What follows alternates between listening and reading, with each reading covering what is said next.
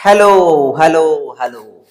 আচ্ছা, আজকে তোমাদের বোর্ডে দেখো একটা মাধ্যমিকের জন্য ভীষণ ইম্পর্টেন্ট একটা কোশ্চেনটা কিন্তু টেক্সট বুকে নেই, কিন্তু হ্যাঁ টেস্ট পেপারে আছে। দেখো কোশ্চেনে কি আছে, প্রথম 2n+1 সংখ্যক স্বাভাবিক সংখ্যার মধ্যবর্তী সংখ্যা n+103/3। তাহলে স্যার n এর মানটা কত হবে? আরেকবার বলি, প্রথম 2n+1 সংখ্যক স্বাভাবিক সংখ্যার মধ্যবর্তী সংখ্যা। স্বাভাবিক সংখ্যা মানে কোনগুলো? স্বাভাবিক সংখ্যা মানে হচ্ছে 1, 2, 3, 4, 5 ডট ডট করে এইভাবে চলতে থাকবে। এইগুলো হচ্ছে স্বাভাবিক সংখ্যা, মানে যেগুলো আমরা গুনতে পারবো। তার মানে সব থেকে ছোট স্বাভাবিক সংখ্যা কত? 1। তারপরে 2, 3, 4, 5 এভাবে চলতে থাকবে। তাহলে আমার কাছে কতগুলো স্বাভাবিক সংখ্যা আছে? 2n+1। 2n+1 সংখ্যক স্বাভাবিক সংখ্যার মধ্যবর্তী সংখ্যা দেওয়া আছে। মধ্যবর্তী সংখ্যা মানে হচ্ছে মাঝের সংখ্যাটা, ঠিক আছে? তাহলে n এর ভ্যালুটা বের করতে হবে। Now tell me what is the value of n। দেখো ভালো করে কোশ্চেনটা কি করতে চাইছি। আগে তোমরা একটা কথা বলো, এই সংখ্যাটা জোড় নাকি বিজোড়? স্যার কি করে বুঝবো? দেখো, তুমি n এর জায়গাতে যে কোনো একটা সংখ্যা বসাও, যে কোনো একটা সংখ্যা বসাও, যে কোনো। আমি 1 বসাচ্ছি। যদি তুমি n এর জায়গাতে 1 বসাও তাহলে কত হবে স্যার? 2 একে 2 আর 1 কত? 3। 3 সংখ্যাটা বিজোড় সংখ্যা। আচ্ছা, n এর জায়গায় অন্য কিছু বসাও, 2 বসাও, তাহলে 2 দুগুণে 4 আর 1 কত? 5, ওটাও বিজোড়। 3 বসাচ্ছি, তাহলে 3 দুগুণে 6 আর 1 7, বিজোড়। তার মানে বুঝতে পারলাম এই সংখ্যাটা হচ্ছে বিজোড়। আচ্ছা, আমরা বিজোড় সংখ্যক কয়েকটা সংখ্যা নিচ্ছি, 1, 2, 3, 4, 5। 5টা সংখ্যা নিলাম বিজোড় সংখ্যক, এগুলা স্বাভাবিক সংখ্যা। বলতো এই সংখ্যাগুলোর মধ্যে সব থেকে মাঝের সংখ্যা কটা? তুমি কি বলবে যে এই দিক থেকে দুটো সংখ্যা বাদ দিন, এই দিক থেকে দুটো সংখ্যা বাদ দিন। তার মানে আলটিমেটলি এই যে মাঝের যে 3টা, সেই 3 সংখ্যাটা হচ্ছে মাঝের সংখ্যা। আচ্ছা, এখানে তো কম সংখ্যক সংখ্যা আছে, তার জন্য আমরা বুঝতে পারলাম যে 3টা হচ্ছে মাঝের সংখ্যা। যদি এইখানে অনেকগুলো সংখ্যা থাকে তখন কিভাবে বুঝবো যে কোন সংখ্যাটা মাঝের? তখন একটা ফর্মুলা আছে, মাঝের সংখ্যাটা বের করার ফর্মুলা হচ্ছে n+1/2 তম পদ।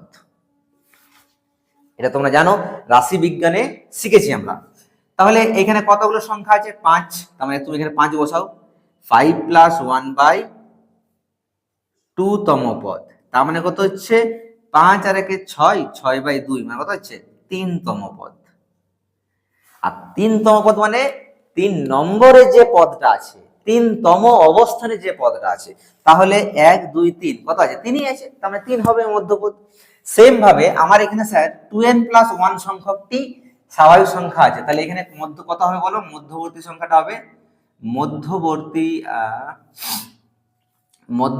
সংখ্যাটি হলো দেখো 2n+1 আছে, এটা n। দেখো এখানে এই যে n+1 আছে, তাহলে n মানে কত? এখানে 2n+1 আর +1 আর একটা আছে, +1/2 তম পদ। তার মানে কত হবে? 2n প্লাস 1 আর 1 কত? 2 বাই কত? 2 তম পদ। তার মানে উপর থেকে তুমি 2 কমন নাও, কত হচ্ছে বলো? n+1/2 তম। তার মানে 2 দিয়ে ক্যান্সেল হয়ে গেল, কত হচ্ছে? n+1 তম পদ। ঠিক আছে, এইবার বলো স্বাভাবিক সংখ্যার ক্ষেত্রে যততম পদ সেটাই তো সংখ্যাটা হয়। যেমন এটা কততম পদ? 2 নম্বর পদ, আর 2 নম্বর পদটা কত বটে? 2 বটে। যেমন এটার ক্ষেত্রে দেখো 3 নম্বর পদ, আবার 3 নম্বর পদটা কত? 3 বটে।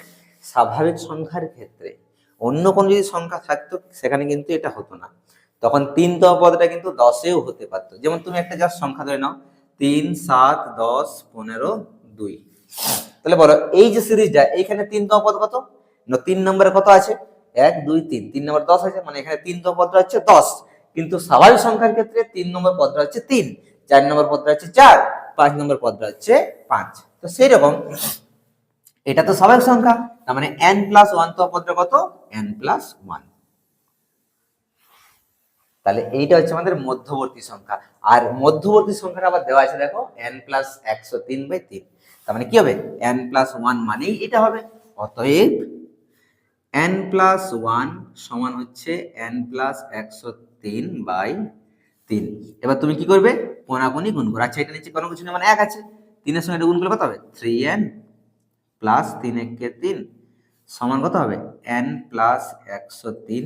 আবার 3n, n চলে এলো আমাদের বাঁ দিকে, n সমান 103, 3 চলে এলো ওইদিকে -3, তার মানে কত হচ্ছে 3n মাইনাস n 2n, আর 103 থেকে 3 বিয়োগ হয়ে গেল আমাদের 100, তার মানে n সমান কত হচ্ছে 100/2, দ্যাট ইজ 50।